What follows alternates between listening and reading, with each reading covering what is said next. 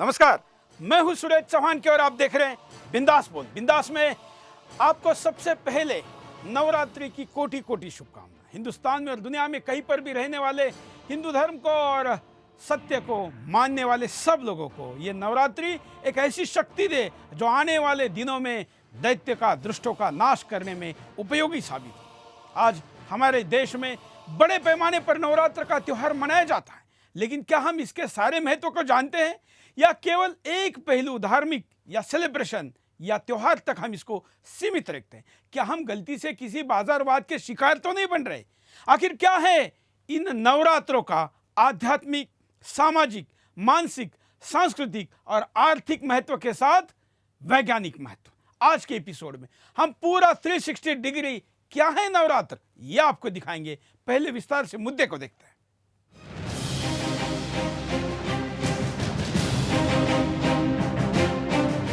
आज से नवरात्र शुरू हो गए हैं। नवरात्रों में सभी लोग शक्ति की पूजा करते हैं, लेकिन अब हमारे त्योहार सिर्फ धार्मिकता तक ही सीमित रह गए हैं, जबकि हमारे त्योहारों का आध्यात्मिक और वैज्ञानिक महत्व हमेशा से रहा है। ऐसे में हमें त्योहारों के वैज्ञानिक महत्व को समझना जरूरी हो गया है। जी हाँ, हम नवरात्रों में शक्ति की पूजा करते हैं, उपवास रखते हैं, लेकिन हम शक्ति की पूजा और उपवास को सिर्फ धार्मिकता की नजरों से ही देखते हैं। हर त्योहार का पहले आध्यात्मिक अर्थ होता है। नवरात्रों में हर दिन अलग अलग देवी की पूजा की जाती है। पूजा करते समय हम मंत्रोच्चारण करते हैं। हर मंत्रोच्चारण का आध्यात्मिक महत्व होता है। हम जिस मंत्र का उच्चारण करते हैं उसके शब्दों से तरंगे निकलती हैं। इन मंत्रों के शब्दों के उच्चारण से निकलने वाली तरंगे वातावरण में हलचल पैदा करती हैं। इन शब्दों की तरंगों से शक्तिवर्धक ऊर्जा निकलती है। हर मंत्र और हर शब्द की अलग ऊर्जा और शक्ति होती है। हमें सबसे पहले मंत्रों का सही से उच्चारण करने की जरूरत होती है। वहीं पूजा करने का भी आध्यात्मिक महत्व है। हम पूजा में घी और सामग्री का प्रयोग करते हैं। घी से वातावरण शुद्ध होता है, जिससे कई प्रकार के रोगाणुओं से रक्षा होती है। वहीं सामग्री की गंध जैसे ही वातावरण में फैलती है, वो नेगेटिव एनर्जी को खत्म कर देती है। अगर हमने मंत्रोच्चारण और पूजा के तरीकों को सही से अंजाम दिया तो हमारे भीतर प्राकृतिक शक्तियों का वास हो जाता है। ये शक्तियां न सिर्फ हमें स्वस्थ रखती हैं, बल्कि लंबी उम्र भी देती हैं। वैज्ञानिक महत्व इसके बाद खुद ही बढ़ जाता है। जो शब्दों की शक्तियों को पहचान कर हम अपने भीतर शक्तियों का वास करने लगते हैं, वो शक्ति संपन्न हो जाते हैं। वहीं नवरात्रों में उपवास का वैज्ञानिक महत्व भी है। सदियों से हमारे ग्रंथों में उपवास का महत्व रहा है। उपवास करने से हमारी पाचन शक्ति मजबूत होती है, क्योंकि उपवास में हमारी आंत को आराम करने का मौका मिलता है, जिससे आंत भोजन का सही से पाचन करता है। अगर पाचन सही से हो रहा है तो शरीर में कोई भी रोग नहीं आएगा, क्योंकि पाचन जैसे ही गड़बड़ाता है शरीर में हर तरह की बीमारियां शुरू हो जाती हैं। ऐसे में आंत को आराम देना ही उपवास का मुख्य अर्थ है। कम अन्न खाना लंबी उम्र की ओर इशारा होता है। वैसे भी लंबी उम्र जीने वाले ज्यादातर लोग कम अन्न ग्रहण करते हैं और आध्यात्मिक रहकर शांति प्राप्त करते हैं। वहीं हम त्योहारों में अपनी और अपने घरों की सफाई करते हैं। सफाई करके पूजा की जाती है और मंत्रोच्चारण होता है, तो सकारात्मक ऊर्जा हर ओर पैदा हो जाती है।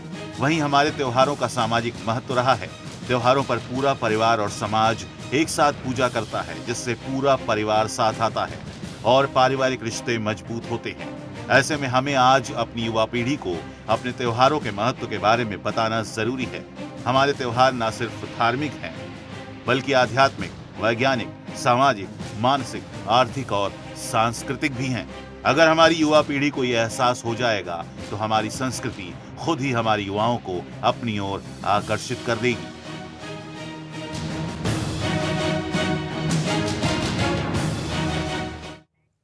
हमारे हर त्योहार में, हर पूजा में, हर साधना में जब शरीर, जो कि हमारा शरीर है, इसके चित्त के और शरीर के शुद्धि का बहुत बड़ा महत्व है और उसके लिए व्रत, उपवास या आज जिसको हम फास्ट कहते हैं उसका भी महत्व है। क्या है जानते हैं।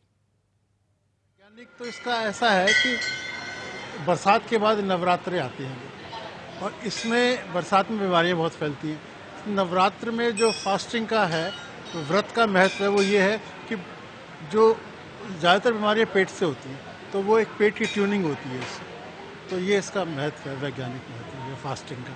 नवरात्र का यही विशेष पर्व है। लोगों में पाश्चात्य संस्कृति का रंग ज़्यादा है और उसका प्रभाव समाज में हमारे रहन सहन में, हमारी वेशभूषा में, हर चीज़ में साफ तौर पर नज़र आता है। तो शायद ये उसी का प्रभाव है।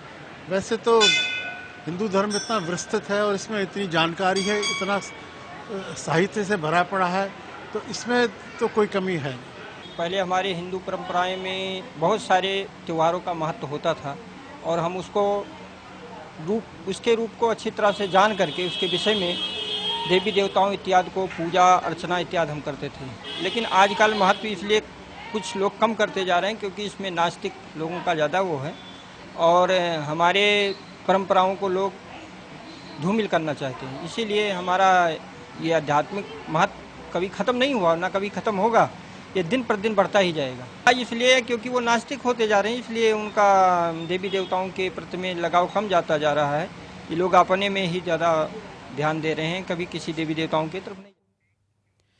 आज उपवास और व्रत तो सब लोग कर रहे हैं।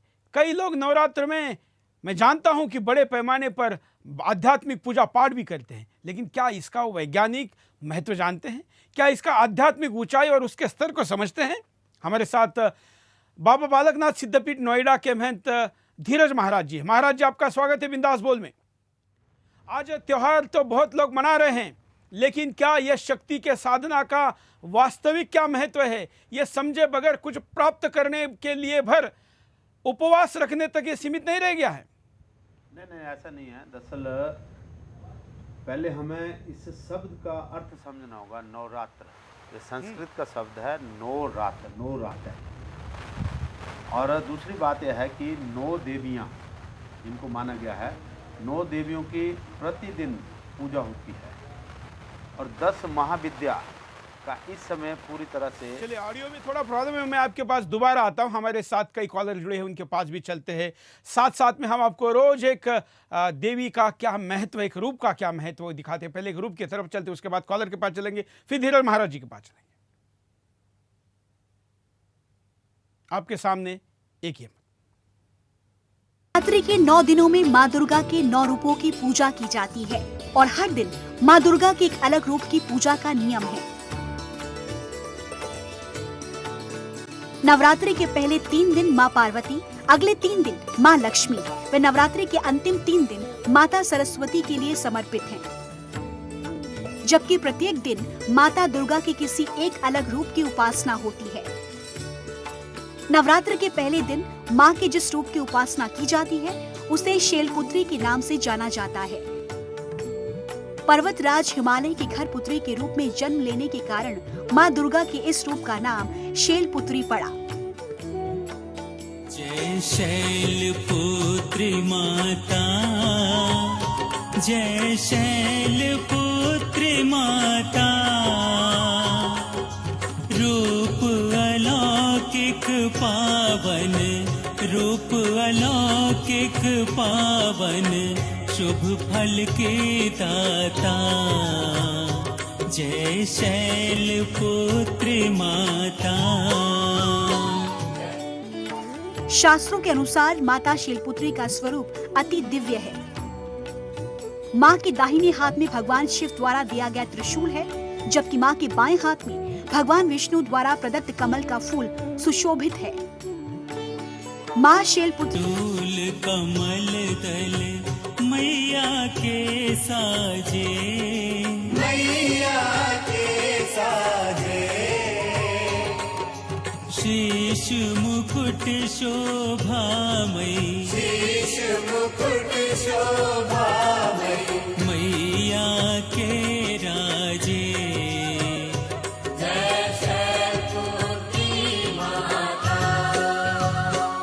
साधना का ये पर्व आखिर क्या है? कौन सी वो साधना है जिन साधनाओं को करने के बाद रावण जैसे बड़े अत्याचारी को, बड़े सामर्थ्यशाली व्यक्ति को भी एक संन्यास में रह रहे राम जैसे व्यक्ति ने मार गिराया?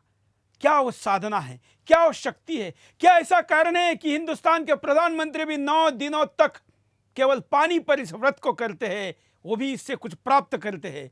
आखिर ऐसा क्या कारण है कि 100 करोड़ लोग इस आध्यात्मिक शक्ति को जानना चाहते हैं, समझना चाहते हैं, लेकिन क्या वो समझ उस वैज्ञानिक आधार पर है जिसकी होनी चाहिए? क्योंकि अगर नहीं होगी तो उसका पूरा आनंद आप नहीं ले पाएंगे। फायदा तो शायद आपको फिर भी होगा, क्योंकि यहाँ तो पत्थरों को पूजने पर भी फायदा होता है, या आंख बंद कर चित्त साधना से भी फायदा होता है। ये धर्म ही ऐसा वैज्ञानिक है, लेकिन उसको अगर पूरा समझेंगे तो शायद आप औरों को समझाने में भी कामयाब होंगे। दूसरा फायदा इसका यह भी होगा कि पधर्मी विधर्मी आपके धर्म के भावनाओं को ठेस नहीं पहुंचा पाएंगे, कुतर्कों से आपको विचलित नहीं कर पाएंगे, और आपकी जानकारी ना होने का फायदा उठाकर उसका दुष्प्रचार भी नहीं कर पाएंगे। इसलिए जानना जरूरी है।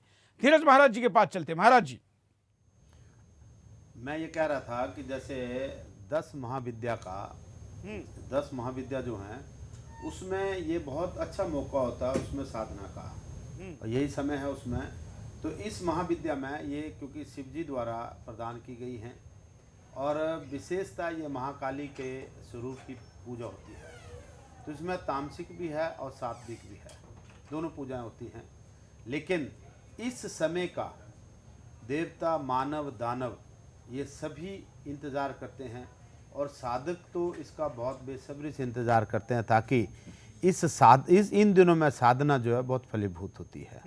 एक और दूसरी बात रही कि 9 दिन इनके 9 स्वरूप हैं, और जहाँ जहाँ इनके मंदिर हैं, सिद्ध मंदिर हैं, वहाँ मेले लगते हैं।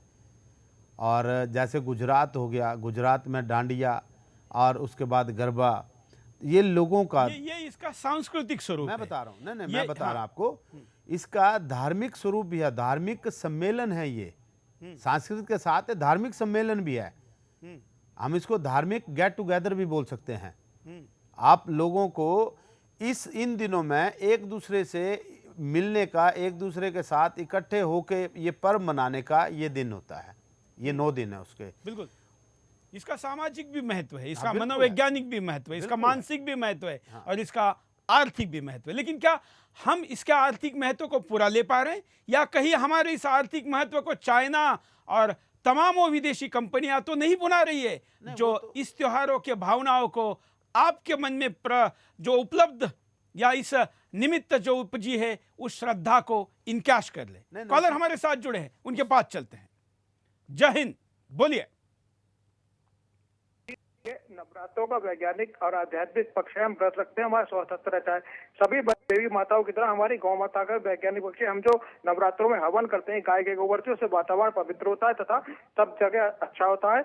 और जो हम बाबा आदम के समय की यूरिया जो आज धरती को खराब करके कैंसर कर रहा है, यूरिया में नाइट्रोजन भी होती है, तो गौमूत्र में भी नाइट्रोजन होती है। तो 21वीं सदी के वैज्ञानिक गौमूत्र को हमको यूरिया की जगह प्रयोग करना चाहिए, तथा जैविक खेती को धरती व मानव स्वास्थ्य का स्वास्थ्य सही होता है। कैंसर कम हो, पर्यावरण के आतंकी हैं। एनडीटीवी रवीश कुमार, न्यूज 24 का संदीप चौधरी, इंडिया टुडे का राजीव सर। अगले कॉलर के पास चलते हैं। जय हिंद, हेलो, बोलिए।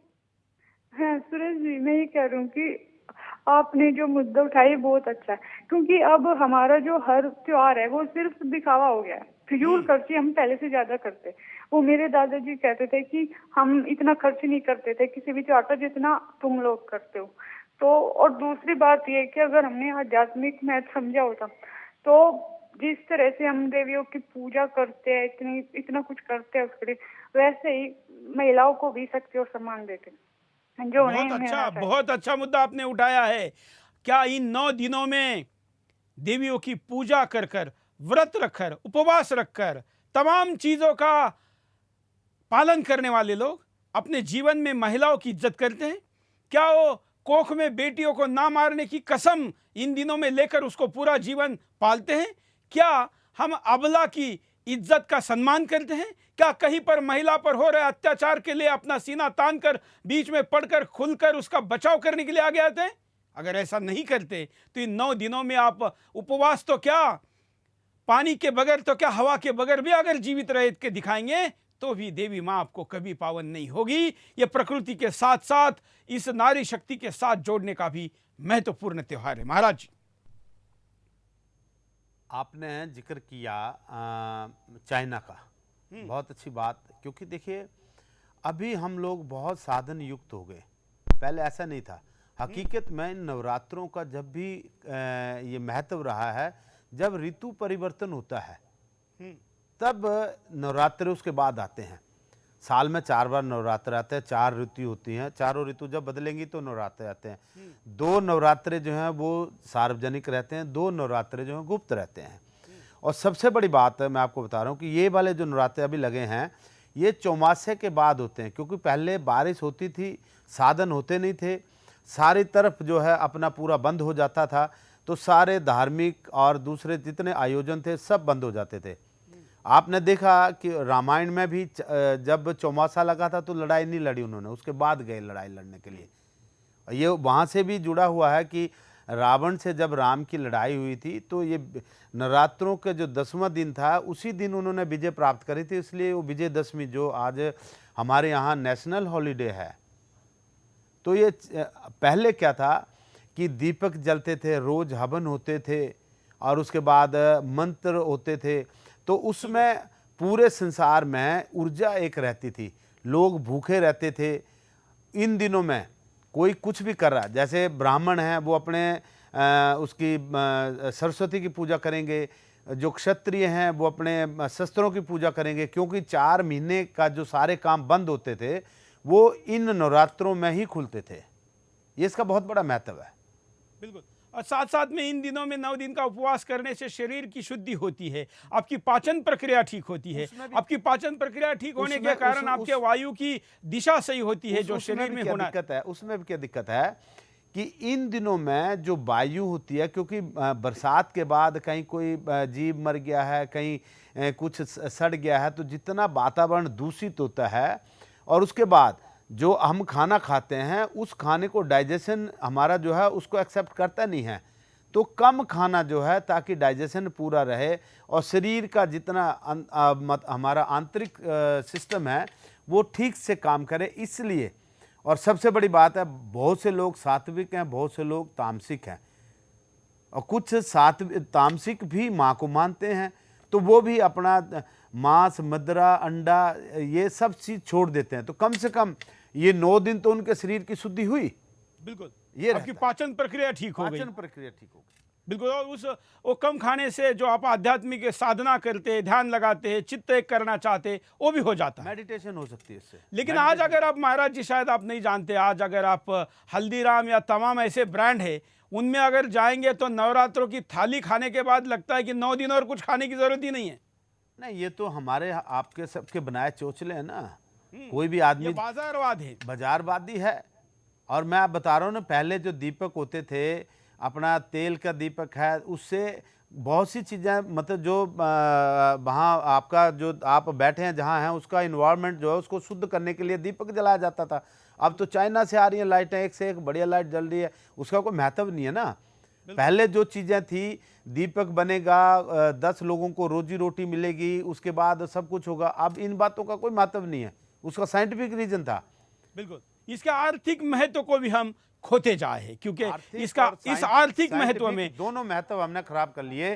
और सबसे बड़ी बात है जो हमने खराब करा वो आर्थिक महत्व खराब करा, क्योंकि जब दीपक वो यहाँ बनते थे तो 10 लोगों की रोजी मिलती थी, 10 परिवारों को रोजी रोटी मिलती थी।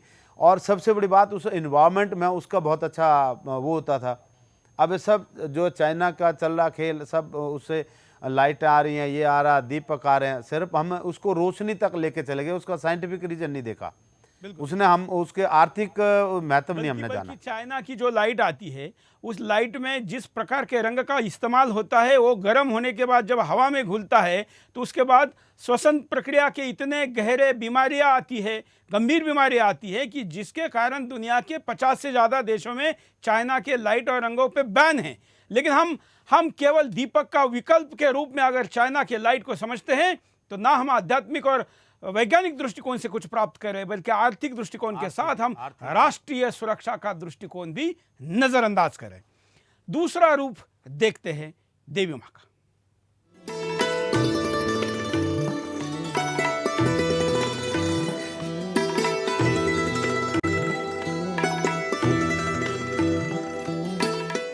दूसरा दिन ब्रह्मचारिणी। नवरात्रों के दूसरे दिन ब्रह्मचारिणी की पूजा की जाती है। भारतीय संस्कृति की हिंदू मान्यता के मुताबिक मां दुर्गा का ब्रह्मचारिणी रूप हिमालय और मैना की पुत्री है, जिन्होंने भगवान नारद के कहने पर भगवान शंकर की ऐसी कठिन तपस्या की जिससे खुश होकर ब्रह्मा जी ने इन्हें मनोवांछित वरदान दिया, जिसके प्रभाव से ये भगवान शिव की पत्नी बनी।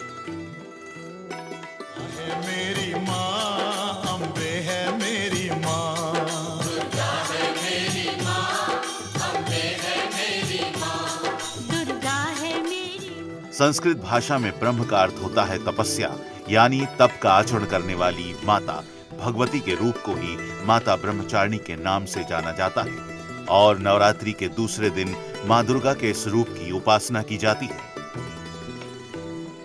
ब्रह्मचारिणी देवी का स्वरूप पूर्ण ज्योतिर्मय एवं अत्यंत भव्य है। मां के दाहिने हाथ में जप की माला है और बाएं हाथ में कमंडल है तथा मान्यता ये है कि माता ब्रह्मचारिणी की पूजा और कुंडलिनी शक्ति एक ऐसी शक्ति होती है जिसके जागृत होने पर व्यक्ति का जीवन सफल हो जाता है। वो जो चाहता है वैसा ही होता है। संपूर्ण प्रकृति उसके कहे अनुसार काम करने लगती है। इसलिए कुंडलिनी जागरण को भारतीय संस्कृति में सबसे कठिन साधना भी माना जाता है। मां ब्रह्मचारिणी की उपासना करने के लिए जिस मंत्र की साधना की जाती है वो है या देवी सर्वभूतेषु मां ब्रह्मचारिणी रूपेण संस्थिता नमस्तस्ये नमस्तस्ये नमस्तस्ये नमो नमः।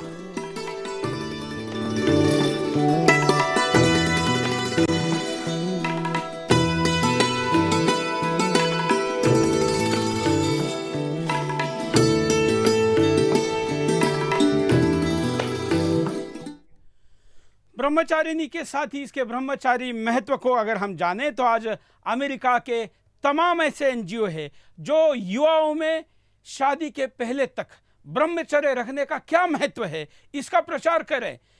महाराज जी के पास चलते हैं। महाराज जी, हमारे यहाँ पर ब्रह्मचर्य का विशेष महत्व है। इस महत्व का व्यक्ति के दिमागी तौर पर उसको किसी भी क्षेत्र में करियर करने में कितना महत्वपूर्ण योगदान है ये भी बताया जाता है। दरअसल ऐसा है कि ब्रह्मचर्य जो है आपकी जितनी इंद्रियां हैं उसमें से सबसे श्रेष्ठ एक ऐसा है जिस पे आपको इंद्रियों पे कंट्रोल रखना, और जो इंद्रियों पे कंट्रोल रख लेगा वो जग जीतता है। इंद्रियों पे कंट्रोल रखने का एक बहुत बड़ा महत्व, तो आदमी वही कंट्रोल रख पाता है या वही कंट्रोल रख सकता है जिसमें एक आत्म शक्ति होती है। ऐसे नहीं कोई मुझे प्यास लगी है तो मैं अपनी प्यास रोक लूँगा, ये बोल के ये आपका जब तक इंद्रियों पे कंट्रोल नहीं होगा तब तक नहीं ऐसा होगा। बिल्कुल। अभी मैं साधना में इसका अनुकरण कर रहा है लेकिन हिंदुस्तान में नहीं हो रहा है। नहीं, मैं आपको बताऊं कि जब मुझे पता लगा कि आज के इस कार्यक्रम में मुझे आना है, मैं अपनी साधना में था, लेकिन मैं इस विषय पे कि मैं जरूर जाके बोलूँगा। हमें इस देश के लिए एक बहुत सक्षम और आप ये कह सकते हैं कर्मठ एक भारत माता ने सपूत दिया जिसका नाम है नरेंद्र दामोदर दास मोदी, जो इस माँ के बहुत बड़े भक्त हैं और आज उनको इन शक्तियों की बहुत ज़्यादा ज़रूरत है।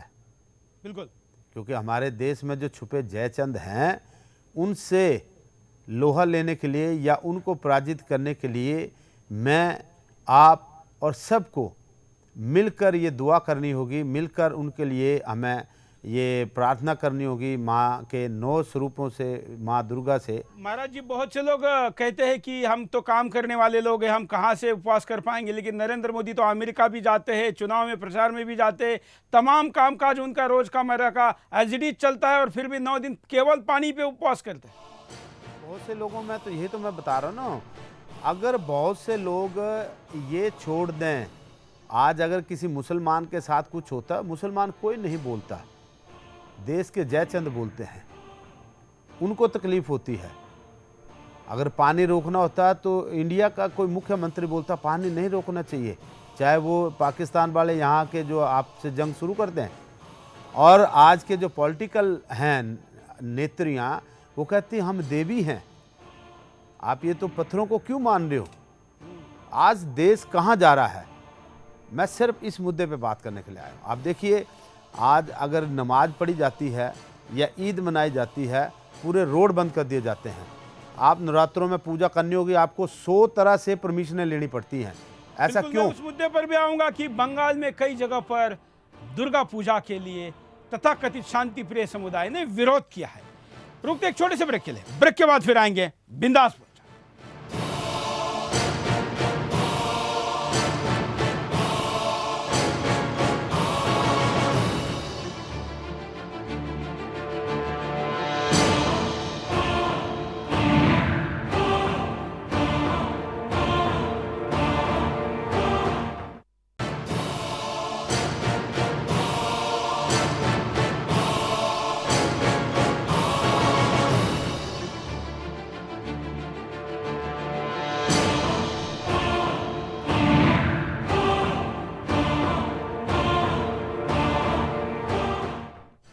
ब्रेक के बाद आपका एक बार फिर से स्वागत है। बिंदास बोल आप देख रहे हैं और आज हम आपको देश के विभिन्न कोनों में कैसे सांस्कृतिक तौर पर भी इसको मनाया जाता है ये भी दिखाना चाहते हैं, क्योंकि हम आध्यात्मिक, सामाजिक, आर्थिक के साथ सांस्कृतिक भी महत्व दिखाना चाहते हैं। गुजरात, महाराष्ट्र में इसका विशेष महत्व है। कुछ लाइव फुटेज आ रहा है, उसको देखते हैं।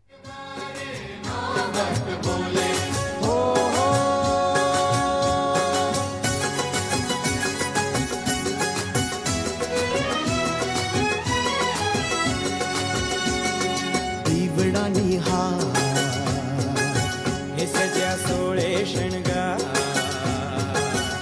पगे झांझर झणकार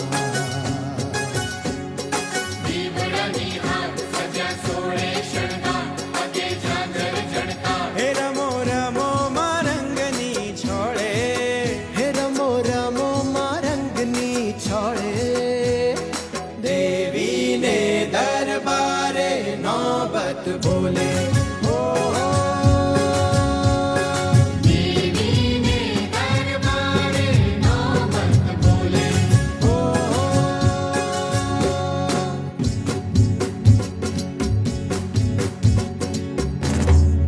सेलिब्रेशन है, इस सेलिब्रेशन को देखने के लिए दुनिया भर के लोग आते हैं। ये गुजरात का सबसे बड़ा त्यौहार माना जाता है। गुजरात का कोई ऐसा गली, कोचा, चौराहा कुछ नहीं बचता है जहां पर ये सेलिब्रेशन नहीं चल रहा है। ये फुटेज अहमदाबाद और गांधीनगर की है। गुजरात का अधिकृत राज्य त्योहार भी यही है। ठीक है, ये तो अब 10 दिन आपके सामने विभिन्न समय पर आता रहेगा। धीरज महाराज जी के पास चलते। महाराज जी एक ही माता के या विभिन्न रूपों का देश के विभिन्न राज्यों में भी एक सांस्कृतिक रूप है, जिसको हम ये गुजरात में सबसे बड़े उत्साह के रूप में देखते हैं। गुजराती आदमी 9 दिनों तक सब कुछ भूल जाता है। पूरा इतना लगता है, पूरा आनंद, उमंग, ऊर्जा लेता है कि साल भर फिरो तजो तारा पूरा काम करता है। नहीं, हर जहाँ जहाँ भी धार्मिक मान्यता है, जैसे हिमाचल है, हिमाचल में मेले लगे हुए हैं। जहाँ 9 देवियों का है वहाँ मेले लगे हुए हैं और 6-6 घंटे, 5-5 घंटे की वेटिंग है और तमाम भंडारे चल रहे हैं, तमाम सब ये धार्मिक आयोजन हो रहे हैं। बिल्कुल, और वहाँ का भी छोड़ कुछ और रूपों की पूजा होती है। हाँ, किसी दूसरे राज्य में और तरीका है, और तरीका है। आप देखिए ना, कहते हैं कि इसकी सांस्कृतिक विविधता जो है वो भी इसके साथ जुड़ी हुई है। आज आप देख रहे हैं कि घर घर जागरण हो रहे हैं, माँ का नाम लिया जा रहा है, माँ के जयकारे लग रहे हैं, माँ की स्तुति की जा रही है। ये भी एक आदमी अपनी बुराइयों को त्याग के एक अध्यात्म की तरफ, चाहे कितनी देर भी लगा रहा है, कम से कम उतनी देर जो वो कुछ गलत सोचेगा, उसकी भावना कहीं बदलेगी। ये तो बहुत बड़ी बात है ना। बिल्कुल। कॉलर के पास चलते हैं। जय हिंद, बोलिए। सुरेश जी। हाँ सुरेश जी बोलिए। सर, सबसे पहले तो मैं महेंद्र जी के चरणों में प्रणाम करना चाहता हूँ। उदयपुर राजस्थान से विजेश चौबीसा बोल रहा हूँ। बोलिए। और सुरेश जी, मैं आपके माता पिता को भी दिल से सैल्यूट करना चाहता हूँ कि इतने संस्कारित बच्चे को, एक सच्चे भारत माँ के बेटे को पैदा किया। और जिस प्रकार से आप सेवा कर रहे हैं सुरेश जी, आपके शब्द मेरे को बहुत प्रभावित करते हैं। आपका चैनल के सारे कार्यक्रम मेरे को बहुत अच्छे लगते हैं। पिछले मैं आधे घंटे से सिर्फ आपको ये 2 लाइन कहने के लिए होल्ड करके बैठा हूँ।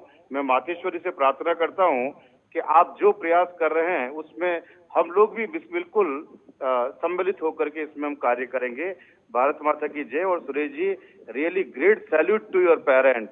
You deserve for all types of appreciation. धन्यवाद। और मैं तो हमारे कॉलर को कहता हूं कि हमारी तारीफ मत करिए, हमारा हौसला मत बढ़ाइए, कहीं उससे हम बिगड़ न जाए। लेकिन हमारे माँ बाप ने संस्कार ही ऐसे किए हैं कि समस्या आए या तारीफ आए हम बिगड़ेंगे नहीं, हम घड़ाएंगे, बनाएंगे देश को। और इसलिए इस चैनल का स्लोगन भी है, केवल चैनल नहीं, देश नंबर 1 बनाना है। धर्म आज कई लोगों के लिए बाजार बन गया है, लेकिन हमारे लिए धर्म एक जीवन जीने की पद्धति है। हिंदू धर्म एक ऐसा वैज्ञानिक जीवन शैली का आधार है जिसके आधार पर दुनिया के किसी भी कोने में आप किसी भी स्थिति में, कैसे भी भौगोलिक स्थिति में भी जी सकते हैं। और इसलिए इतना समय के साथ सामंजस्य बनाने वाला ये धर्म केवल डांडिया खेलने तक सीमित नहीं है। डांडिया हमारा एक बहुत महत्वपूर्ण अंग है ही, यह हमारे देवी के विभिन्न रूपों को याद करने का तो है ही, लेकिन यही सब कुछ नहीं है, हमें यह भी समझना जरूरी है। यह आपके सामने आ रहा एक आध्यात्मिक वर्जन जो सांस्कृतिक तौर पर सामने रखा जाता है। जैसे रामलीला के द्वारा राम का महत्व बताया जाता है, वैसे देवी के रूपों का महत्व यहाँ गुजरात से हम आपको ये लाइव दिखा रहे हैं।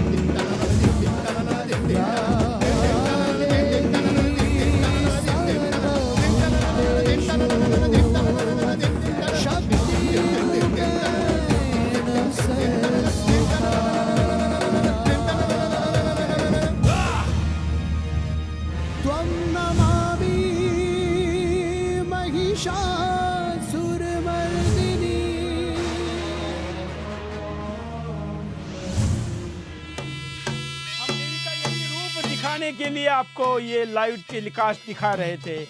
महाराज जी, महिषासुर मर्दिनी, इस रूप तक नारी को आज कहाँ जाने दिया जा रहा है? उसको तो भोग की वस्तु बनाकर रखा है, उसको उपयोग में भी लाया जाता है। विज्ञापनों में तो सिगरेट की ऐड हो या शराब की हो या मोटर बाइक की हो या डीओ की हो, सब में वो किसी ना किसी के पीछे जाती हुई दिखाई देती है। हमारा धर्म तो पूरा उसके पीछे चलता है, लेकिन वास्तव जीवन में उसका कितना दुष्प्रचार हम करते हैं।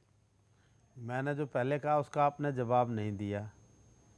वो भी एक नारी ने कहा कि मुझे बोला मैं देवी हूँ। नहीं, ऐसे गंदे लोगों को याद करके क्या करेंगे? हम आज इस शक्ति का अर्जन करने के लिए आ खड़े हैं। हम हिंदुस्तान को इन 9 दिनों में ऐसी शक्ति का अर्जन करना आह्वान करते हैं। आज मैंने सवेरे सवेरे ट्वीट किया कि ये देवी माँ मेरे देश के प्रधानमंत्री 9 दिनों तक केवल पानी पर तेरी साधना करेंगे। उनको ऐसी शक्ति दे कि इस देश के दुश्मनों को इस देश की तरफ आंख उठाकर देखने की भी हिम्मत ना हो। मेरे अब तक के ट्विटर पर जब से मैं हूं, इतना कभी भी इस ट्वीट को रिट्वीट या लाइक नहीं किया गया। इतना लाइक किया गया, लोगों के मन में वो बातें हैं जो मैंने कही, लेकिन मैं चाहता हूं कि लोग लाइक करने तक नहीं, अपने लाइफ में यूज करने तक उसको उपयोग में लाए। और इसलिए आज का ये बिंदास बोल हम इस वर्जन में लेकर आए जो कभी भी इस प्रकार का नहीं लाते। कॉलर के पास चलते हैं। जय हिंद, बोलिए। हेलो हेलो, क्या कहना है आपको? हेलो बोलिए। हेलो, चलिए अगले कॉलर के पास चलते हैं। कनेक्ट होते ही अपने बात को रखिए। जय हिंद। हाँ सुरेश जी नमस्कार। बोलिए। हेलो। हाँ हेलो सुरेश जी नमस्कार, मैं गुजरात से भवानी भाई बोल रहा हूँ। बोलिए बोलिए। आपने जो एक कार्यक्रम चलाया बहुत ही अच्छा है, धार्मिक संस्कृति से जोड़ने का पर्व है ये। और मैं साथ में आपसे एक और निवेदन करना चाहता हूँ कि जो राजनेताओं के बहकावे में आते हैं लोग बाग अपने हिंदू धर्म वाले, तो आप एक ये निवेदन करें कि हिंदू लोग संगठित हो, नहीं तो राजनेता जैसे पिछले साल यूपी में मंदिरों से घंटियां उतारी गई थी, लाउड स्पीकर उतारे गए थे, तो ऐसा ना हो कि कम से कम ये मंदिर में ये पूजाएं बंद हो जाए। ऐसा जहाँ भी होता है भवानी भाई, हम भवानी का रूप लेके आते, आपको पता है। नहीं तो मैं आपसे यही कह रहा हूँ कि देवी के ऐसा जो जहाँ जहाँ हो रहा है, मैं कॉलर को कहूंगा कि हमारे लाइनें 24 घंटे ऑन है, हमारे phone number, WhatsApp number, social media पर आपकी जानकारी दीजिए। बंगाल में भी ये सबसे ज़्यादा आने की खबरें हम तक पहले से पहुंच रही थी, तो हमने वहाँ के प्रशासन से, हमारे रिपोर्टर संपर्क में हैं, जहाँ पर भी ऐसी कोई घटना होती है, असामाजिक तत्व अगर काली माँ की पूजा में कोई बाधा डालते हैं तो हमको बताइए, हम वहाँ तक पहुँचेंगे, हमारी टीम पहुँचेगी, हम उसको आवाज़ बनेंगे आपका, हम आपसे कंधे से कंधा मिलाकर साथ रहेंगे। और आध्यात्मिक आयोजनों में दैत्य, राक्षस, शैतान पहले ही खलल डालते रहे, अब भी डालेंगे, नई बात नहीं है, लेकिन अगर आप शक्ति के साथ हो, सामर्थ्य आप में है, तो आप ऐसे राक्षसों का अंत जरूर कर पाएंगे। तीसरे रूप को देखते हैं।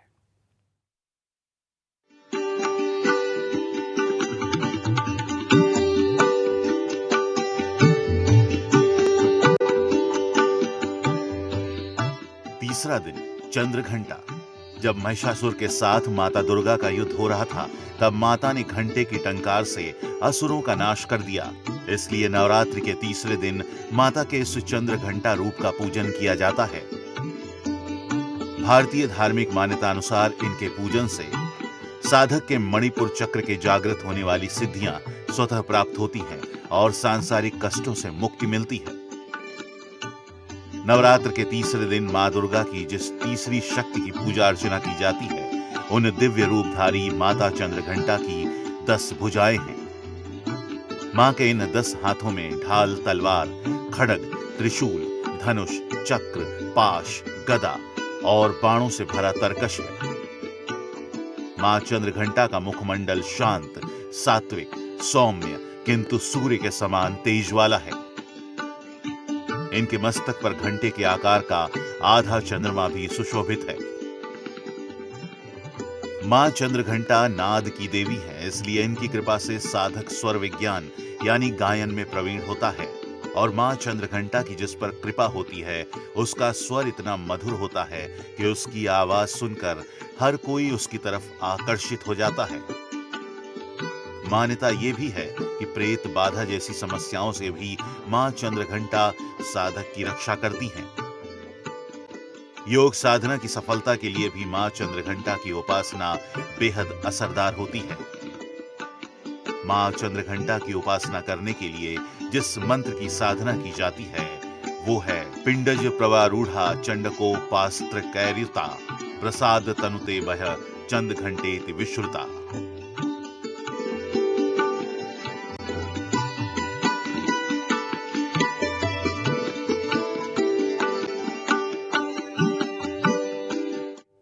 माँ के अगले रूप को भी देखते हैं, कंद माता, ये भी समझते हैं। हेलो सर, नमस्कार। मैं माता वैष्णो देवी के प्रथम दिन को नमस्कार करता हूं और सुरेश चौहान जी को भी सशक्त नमन है कि उन्होंने ऐसा देशभक्ति चैनल आपने चलाया है जो कि पिछले कई सालों से लोगों को जोश और देशभक्ति की भावना पैदा कर रहा है। आपको सबसे ज्यादा मैं ये बात ये बताना चाहता हूं कि ये जो पाकिस्तान प्रेमी गैंग है जिसका इस्लामीकरण हो गया है, गुलशन कुमार के मरने के बाद में, ये खत्म होना चाहिए देश से, नहीं तो ये धीरे धीरे करके इस्लामीकरण हो जाएगा और लोग बाग इसीलिए खुलकर बोल नहीं पा रहे हैं। मेन कारण यही है कि इस्लामीकरण के कारण लोग बाग डर डर के पिछले 70 सालों से जी रहे हैं। पहली बार ऐसा लोगों ने बोलना शुरू किया है पिछले 2 सालों में, और ऐसे कोई बोल नहीं पाता था, डरते थे सारे। धन्यवाद। मैं पारसनाथ। धन्यवाद, धन्यवाद। अगले कॉलर के पास चलते हैं, आप भी कॉल कर सकते हैं। जय हिंद, बोलिए। हेलो। हाँ हाँ, जय हिंद सर। बोलिए। हाँ जी, हम ये कहना चाहते हैं कि आपके चैनल पर सुरेश पाल जैसे जो कॉलर आते हैं तो हमें बड़ा गर्व होता है कि आपके साथ हम बात कर रहे हैं। और ये बात है कि अभी हमारे व्हाट्सएप पे ये वक्त ये जो नवरात्रि आने वाली थी तो भारत माता की आरती आई थी। तो ये जो प्रचार सब जगह हो जाए तो माता शक्ति जो है उनके साथ साथ अपने भारत माता का भी पूजन हो सकता है। वाह, बहुत अच्छी बात आपने कही है। बल्कि मैं ये कहूँगा कि भारत माता के रूप के पूजा के बगैर देवी के किसी भी रूप के पूजा से आपको कुछ नहीं मिलने वाला, क्योंकि युग के बदलते समय के साथ तब भारत नाम की व्यवस्था नहीं थी, तब पूरा समूचा विश्व ही ये सनातन का था। लेकिन बदलते व्यवस्था में इन देवियों का स्थान, इन देवियों का शक्तिपीठ बना रहना चाहिए, तो हिंदुस्तान बना रहना ज़रूरी है। जैसे जैसे सीमाएं घटेगी और अगर ये स्थान बाहर जाएंगे तो इनको कोई बचा कर नहीं रखेगा। महाराज जी, हम बहुत बार ये नहीं समझते कि हम शक्ति पूजा पाठ करके जिन स्थानों से कुछ प्राप्त करते हैं, उन स्थानों की रक्षा करना भी हमारा कर्तव्य है। जो आज हमारे मंदिर पाकिस्तान में चले गए, जो आज बलूचिस्तान में हैं, वहाँ पर हम नहीं जा सकते, बल्कि नेपाल में जाने के लिए भी अब तकनीकी चीज़ों की पूर्तता करनी पड़ती है। ऐसे में ये भारत माता, ये भूमि, इसकी सीमाएं सुरक्षित रहें, ये भी ज़रूरी है। नहीं, सीमा सुरक्षित रहें कैसे? हमारे यहाँ के दुष्ट राजनेता भरी सभा में सैनिक की वर्दी में थप्पड़ मारते हैं, उन पे कोई कार्रवाई नहीं होती। और हम उम्मीद करते हैं कि हमारी सीमाएं जो हैं सुरक्षित रहें। एक बिल्कुल। दूसरा, अभी चंद्र घंटा माँ का स्वरूप का वर्णन किया गया। घंटा बजाने से वहाँ का एक, जैसे अब घंटा बजता है, जो उससे जो वाइब्रेशन होती हैं, उन वाइब्रेशन से वहाँ जितनी नेगेटिविटी है वो सारी चली जाती है। आप घंटी बजा के दिखाओ ना, उस पर बैन है, लाउड स्पीकर पे बैन है, आप कोई भजन नहीं कर सकते। मुझे ओवैसी ने चैलेंज किया था, हैदराबाद आके दिखाओ। नहीं, तब मैं वहाँ मंदिर में गया था। मैं उसी भाग्य लक्ष्मी मंदिर में जो घंटा है उसको कपड़ा बांधा हुआ है। हाँ। इसलिए क्योंकि उसका आवाज ना जाए, क्योंकि बगल के मस्जिद में जाता है। और जब दोपहर के नमाज के समय में एक घंटी पे पुलिस वाली महिला और एक पे पुरुष खड़ा रहता, हाथ में पकड़ के पूरा आधा घंटा, इसलिए कि कोई उसको आकर ना बजाए। ये घंटा इतना आध्यात्मिक दृष्टिकोण से महत्वपूर्ण है, वैज्ञानिक महत्वपूर्ण है। चर्च ने भी अपने चर्च में, गिरजाघरों में हिंदू धर्म के इस घंटे को ऐड किया है। आज अमेरिका से लेकर यूरोप में कई जगह पर ध्वनि से जो उपचार पद्धति की जाती है, उसमें घंटे को लिया जाता है। कई जगह मेडिटेशन के लिए भी डीप मेडिटेशन में घंटे के ध्वनि को लंबे समय तक याद करके, और 3 रूपों को आप हमारे अन्य कार्यक्रमों में देख पाएंगे। कार्यक्रम के आखिर की प्रतिक्रिया के लिए महाराज जी के पास चलते हैं। महाराज जी, हमने शुरुआत यहाँ से की थी कि धर्म का वास्तविक स्वरूप, उसका वैज्ञानिक आधार समझकर हम आगे बढ़े। विषय बहुत बड़ा है, इसलिए घंटे में उसको पूरा करना मुश्किल है, लेकिन फिर भी कार्यक्रम के आखिर में क्या कहेंगे? सुरेश चौहान एक आंवला है। आंवला समझते हैं? मैं नहीं समझता। हाँ, आंवला, हरड़ भेड़ा आंवला त्रिफला जिसका बनता है। हाँ। तो उसको खाने के बाद उसका असर बहुत देर में लगता है। मैं पीछे आपका कार्यक्रम देखा मैंने कि दूर कहाँ जाएं, आपने तो बोला पाकिस्तान में मंदिर में नहीं जा सकते, आप हिंदुस्तान में मंदिर में नहीं जा सकते, जिस पे आपने 3 दिन तक लगातार कार्यक्रम किया था। तो उसका असर क्या हुआ मैं नहीं जानता, लेकिन मंदिर खुल गए। हम सुदर्शन चक्र जहाँ पर चला वो समस्या सॉल्व होती है। मैं सिर्फ आपके मुंह से ये सब दर्शकों को ये बतवाना चाह रहा था, मुझे भी पता खुल गए, इसलिए मैंने कहा कि सुरेश चौहान आंवला है जिसको खाने का स्वाद देर में आता है, अब आए या ना आए, यही प्रतिक्रिया है। आप इस काम में लगे रहो। मैं अपनी अध्यात्म में जहाँ मैं बैठा हुआ था पूजा में, सिर्फ इसका आज महत्व था। और आज देश को, आज हमारे प्रधानमंत्री को, उसके मनोबल को मजबूत करने के लिए हमें आपको सबको प्रयास करना है। और मेरा दिल से, तहे दिल से ये उनके लिए आशीर्वाद है कि वो जिस काम में लगे हैं अब उसको निपटा के ही बंद करें। बिल्कुल। जय माता दी। आज हमने आपके सामने ये मुद्दा रखा। हम चाहते हैं कि हम धर्म को अवडंबर में ना लें। हम चाहते हैं कि हम धर्म को बाजारवाद का शिकार ना बनने दें। हम चाहते हैं कि हम धर्म को केवल परंपराओं के आधार पर जीने के बजाय वैज्ञानिक तर्कों के आधार पर समझे और उसके बाद लोगों को भी समझाए। यह हिंदू धर्म इसलिए जीवित नहीं रहा कि इसका डांडिया अच्छा बजता है, ये इसलिए परंपरा आगे नहीं बढ़ी कि ये दिखने में अच्छा लगता है। ये पूरी तरीके से वैज्ञानिक है। अदरवाइज दुनिया में ऐसी कितनी सभ्यताएं, कितने त्योहार, कितने कार्यक्रम, कितने भगवान थे जो समय के साथ खत्म हो गए। 200 साल से लेकर 2000 साल से ज़्यादा दुनिया में कोई सभ्यता नहीं टिक पाई, लेकिन ये हिंदू धर्म है जो सालों लाखों साल तक जीवित रहा है। इसको हमें और आगे बढ़ाना है। ये केवल हमारा है इसलिए नहीं, बल्कि दुनिया का भी इसके बगैर उद्धार नहीं हो सकता। इसीलिए आज के लिए इतना ही। जय हिंद।